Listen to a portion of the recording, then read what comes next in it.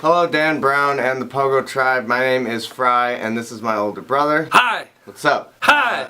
So, this is our education vlog that you requested from us, and so let's just go hop in right to the topics.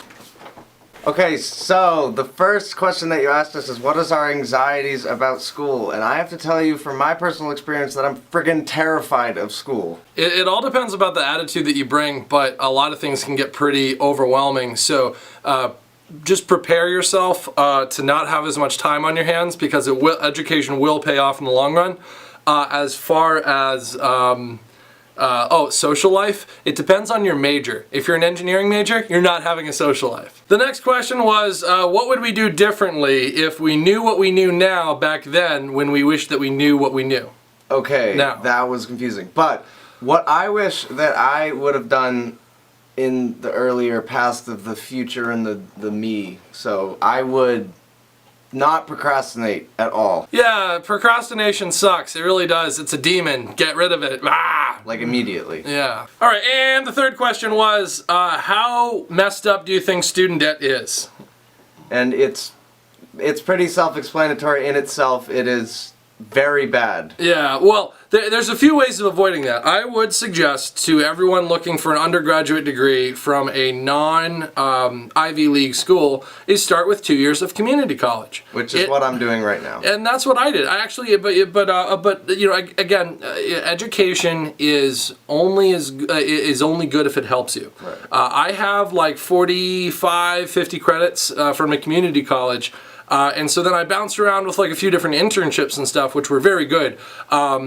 Regardless of your major, regardless of what field you're going into, get unpaid internships. I know that sounds really, really silly, but trust me, unpaid internships, in my opinion, are better than paid internships. And employees look for that. And yeah, and this is why, and especially I know for a fact that employers look for internships in your resume, because I am a recruiter. I work for a company to hire people, right?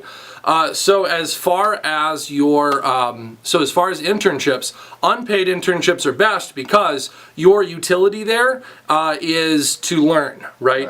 If it's a paid internship, the utility that the company is going to try to have on you will come in the form of, oh, can you make 5,000 copies of this document? Or, oh, could you run and get us coffee? Could you empty the trash? Could you do little things like that? Yeah. You know, because they're paying you $8 an hour to do something, so they might as well, you know, have you do something useful.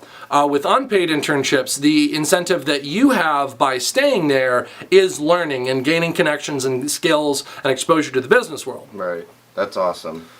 So, to wrap up this vlog, I would have to say one of my biggest drives for education is, if it's something that you love and you're passionate about and it happens to involve school, I'd say do it. Yep, but again, it's not necessary. Seek your passions no matter what. I'm kind of proud that I can say that I make a very, very good, you know, wage and am in a professional senior position without the use of even an associate's degree. But it's really, really hard to get there. Oftentimes in today's culture, a 4-year degree is the equivalent of high school. Our parents' generation, and then especially our grandparents' generation, did not necessarily need college at all. A lot of people went into the military and served, and then when they got out, they grabbed some kind of trade. Or, you know, you just worked your way up in a company and didn't necessarily need college. But today, college really is necessary. But regardless of what industry you're going into, regardless of what degree you're getting, regardless of what school you're going to go to, whether it's Ivy League, whether it's whatever, there's one thing that shines through, and that is always the attitude that you bring to the table. If your attitude sucks and you think that this isn't good for you, that school just sucks and it has no benefit, you are wasting your money, you are wasting your time. Go do something else. And oftentimes, you know, you have to wait a few years to understand what you really want to do, and that's totally cool. What's better is to stay out of debt, work, figure out what you want to do, have fun, you know, when you can, live life, and then when you have an idea of what you want to study and what you want to do, then you can go for it and stay out of debt and be a lot more purposeful. Also, when you're 24, your FAFSA eligibility comes back under That is true. your income, Yeah. not your parents' income. So if you have a well-to-do family that doesn't want to help you with, financially with school, that's fine. When you turn 24, your eligibility for financial aid and your access to federal loans goes up significantly, and that'll helps. it helps big time, and it also and that also applies with.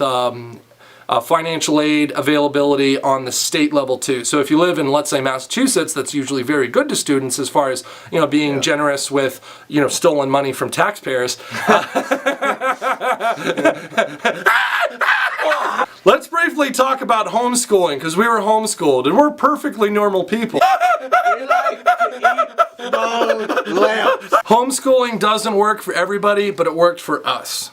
A big benefit of being homeschooled is the flexibility to study what you want and not be necessarily constrained to the classroom or the standard curriculums that a lot of schools set. I personally liked the experience I had in homeschool. The only thing is that towards the end of it, you could say that I didn't necessarily enjoy it for the purpose of the social aspect of it. So I am in a college program right now, and I have to say I love it much more, but I have to say that I couldn't have gotten there without my previous education of homeschooling. While some families choose to, whether it's religious or political reasons in homeschooling, definitely try to shelter their kids to a certain extent.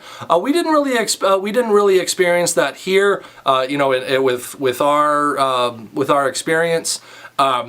We were part of a homeschool co-op, which is essentially a private school. We met a few times a week at our church, where lots of other families would come and participate in classes. And you would meet a bunch of awesome friends there. Yeah, oh, absolutely. I've been friends with people there for like 10 years, and they're all over the country.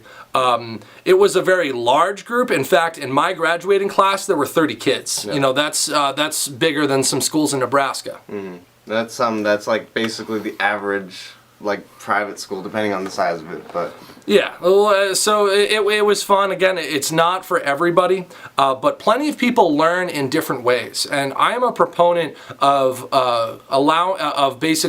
I'm a proponent in the education world of giving the resources to people that learn in different ways. Yes. Everyone doesn't learn the same way.